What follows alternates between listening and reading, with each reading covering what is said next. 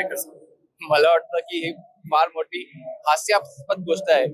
ठाकरे बंधूंचं ह्याच्यामध्ये योगदान काय ते त्यांनी स्वतःला आत्मपरीक्षण करून विचारलं पाहिजे. आज अभिजित तिपके हे छत्रपती संभाजीनगरचे जे एक रहिवासी आहेत, ते US मध्ये नोकरी सोडून, धंदा सोडून, लोकांच्या हितासाठी, विद्यार्थ्यांच्या हितासाठी US ची नोकरी सोडून इथे धावत आले. पण मुंबईमध्ये राहणारे ठाकरे बंधू हे त्यांना जाग आली नाही. जेव्हा एखादा छत्रपती संभाजीनगर मधला युवक जागा झाला, त्याच्यानंतर ह्यांना जाग आली आणि आयत्याला आपण म्हणतो ना, त्या प्रकारे फक्त ते दुसऱ्याचा जल्लोष आज ते स्वतः साजरा करतायत. म्हणजे ही काही नवीन गोष्ट नाहीये.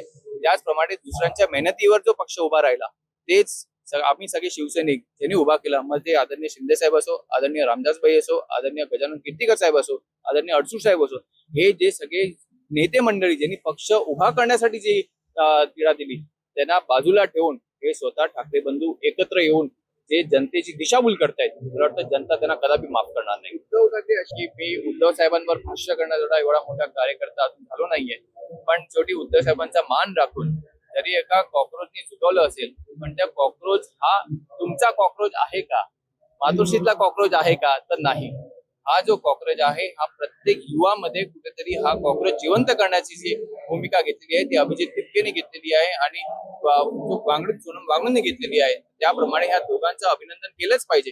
पण शेवटी आज विद्यार्थ्यांच्या हितासाठी जे कोण प्रश्न, जे काही प्रश्न उपस्थित झाले, त्या प्रश्नांचं जे तिढा निर्माण झाला आणि त्या प्रश्नांसाठी भांडण्यासाठी हे जे रस्त्यावर उतरले, त्या प्रकारे जर हे ठाकरे बंधू अगोदर उतरले असते, आज विधानसभेमध्ये जेव्हा हे ठाकरे जे आमदार आहेत त्यांनी एकही प्रश्न नीटचा उचलला आहे का हे तुम्ही पाहून बघा. त्यांनी कुठला प्रश्न उचलला? हिंदुत्वाचा प्रश्न उचलला. आज ते जे निवडून आले ते हिंदुत्वाच्या जोरावर निवडून आले का हे त्यांना प्रश्न विचारा. त्याचबरोबर त्यांनी लोकसभेमध्ये कोणाला मतदान केलं, याच मतदारसंघामध्ये पाकिस्तानचे झेंडे कोणी फडकवले, हे हा प्रश्न त्यांना विचारल्यानंतर त्यांना हिंदुत्व आठवेल. म्हणून स्वतः आपण विद्यार्थ्यांसाठी काय केलं हे त्यांनी विचारलं पाहिजे आणि त्याच्यानंतर त्यांनी दुसऱ्यांच्या जल्लोषामध्ये दुसऱ्यांचा झेंडा फडकवायचं, एवढंच त्यांचं काम राहिलेलं.